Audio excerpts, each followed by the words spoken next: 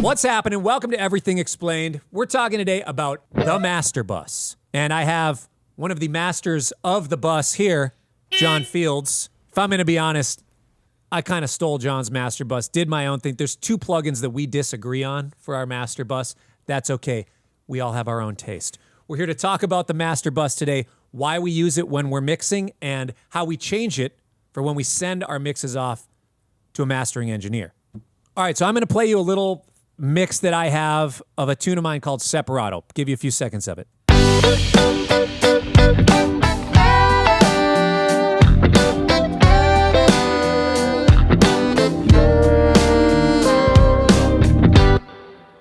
Cool.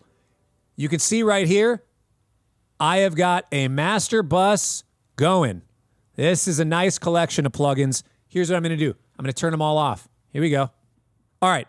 I've turned all the plugins off. Let's listen to that same section. See what you think.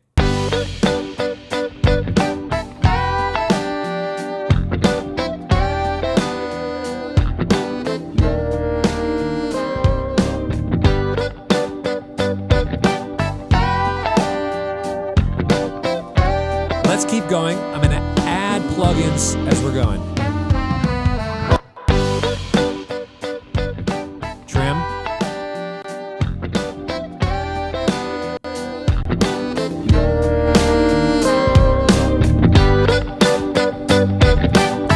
I mean, the obvious thing is it's a lot louder by the end of it. Now, I got to give a caveat. This trim up top, the reason why I have this one is because you're just too loud.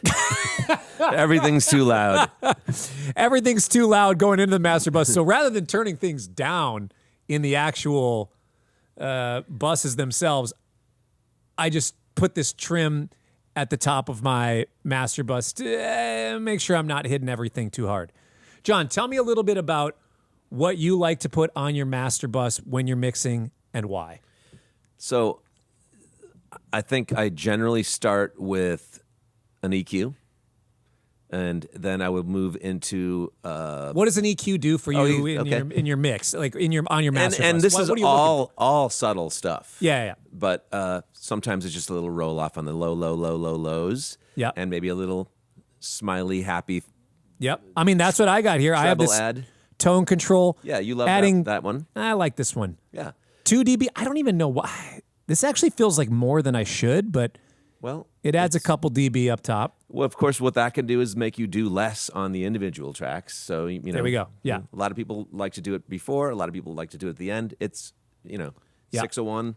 So I'd usually follow an EQ with some sort of crunchy compressor that is a traditional bus compressor. Crunchy compressor. Something. Well, it's doing something. Okay. Yeah.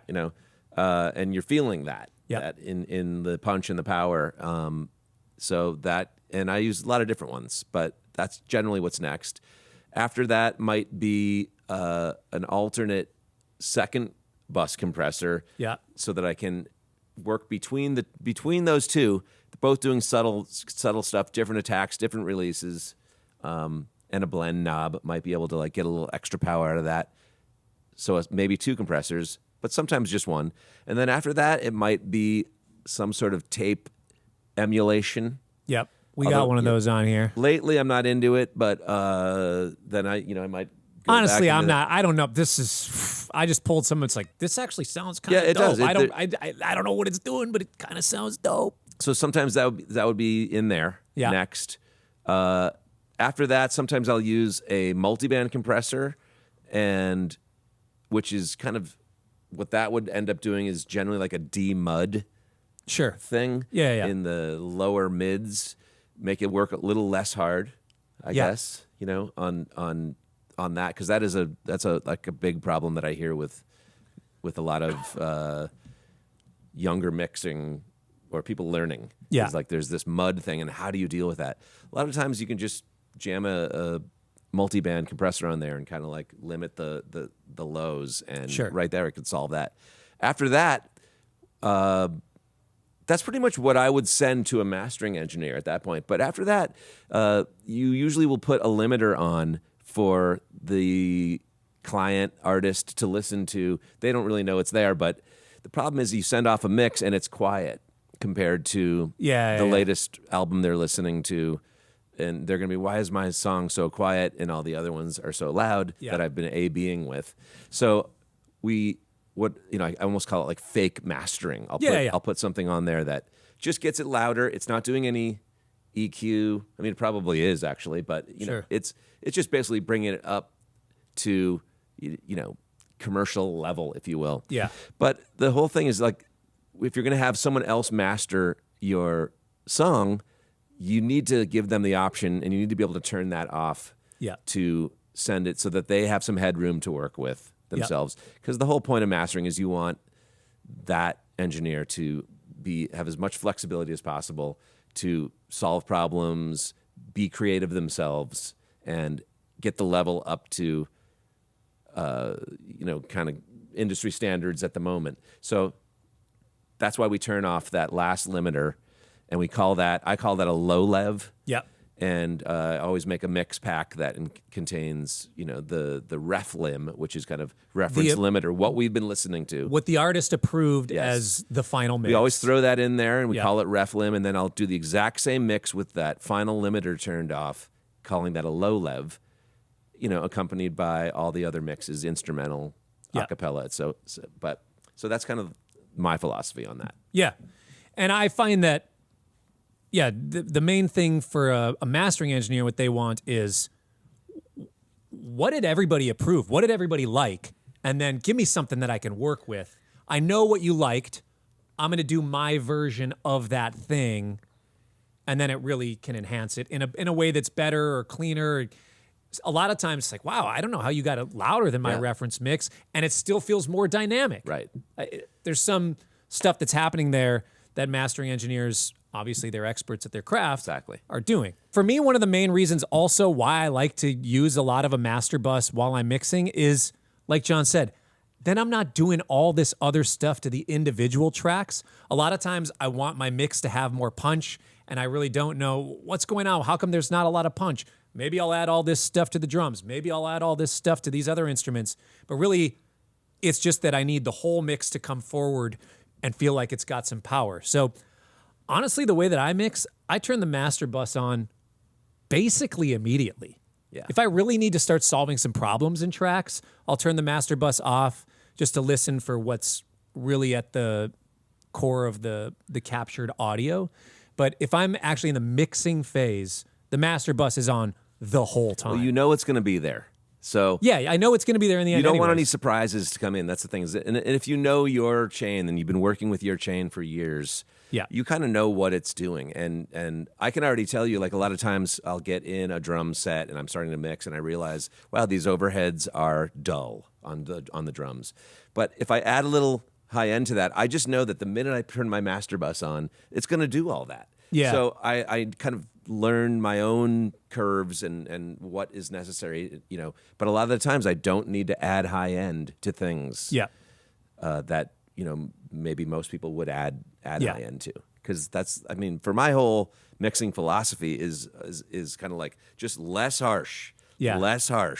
Yeah. but have power. Yeah. And I think a lot of the times the kind of I don't want to say preset master bus, but the chains that I've been working on really do help me get there Yeah. faster. Absolutely. I'm the same way. I pull up the master bus.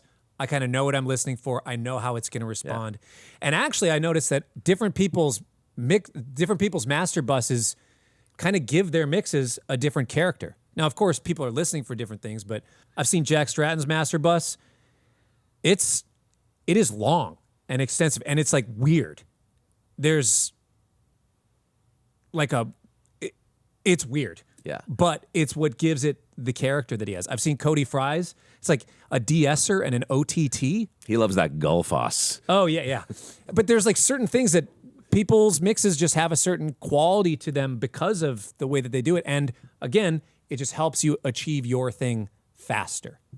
You got to be careful with it because sometimes then things can just all start to sound the same. All right, to close out, I did mention there's two plugins we disagree on. I like to put a little bit of the Wolf compressor on my master bus. He says it just Well, give your argument. It's just I love it on individual tracks and on some buses, but on the master, it's just it eats up too much. And this is I love that compressor. Yeah, I know. But on the master, I find that it just is too aggressive. Okay, the other one I love, I don't know why. This Oxford limiter. No one knows what's in that. I know, but it just like does a thing, dude. Listen. Here it's off. On. Sounds louder to me. I don't know, it just feels like a little wider. It feels like it just adds this little thing. Yep. That's what makes horse races. Somebody bets on the winner, somebody bets on the loser every time. So I don't know what that. What does horse racing have to? I'm just saying this widens it a little Well, bit. I'm just saying there's so many choices you can make on anything, and you love the Oxford limiter. That thing freaks me out because I don't know what's in there, what it's doing. I know a lot of people love it for. I think it is doing something in the high mids, some sort of magic. Yeah. And it's weird for me to not know what that is and kind of just have it in there. Now, that said, I mean, I'm inconsistent in that because I have other plugins that probably also, I don't know what they do. But you just like them, But don't I you? just like them. So you can enjoy that. Sometimes I've left that on, you know. Most of the time I've turned it off. I find like it actually just pumps the level too much. Again, kind of fighting the headroom thing for mastering. Yeah. So it's just another like a third thing turning it up. Yeah. Or a fourth thing, you know, and then it kind of can get a little bit tiresome. What's that called? Fatiguing? Fatiguing. Just Yeah. the level fatigue, like loofs. Yeah. And that whole thing where it's like, I think we could, you know, have a little less. And that thing kind of eats up another, you know, couple dB of range. All right. It's fine. It's fine. But, you know, agree to disagree. I mean, if the mix is great, the mix is great. Whether the Yeah. plugins on or not, doesn't matter. I don't care Yeah. what's on there. We don't care what's on there, just as long as it sounds good to us. Pretty much. Same thing for you. Find your master bus. Allow it to help your process go faster, more streamlined. I hope this was helpful for you. We'll see you next time. Peace.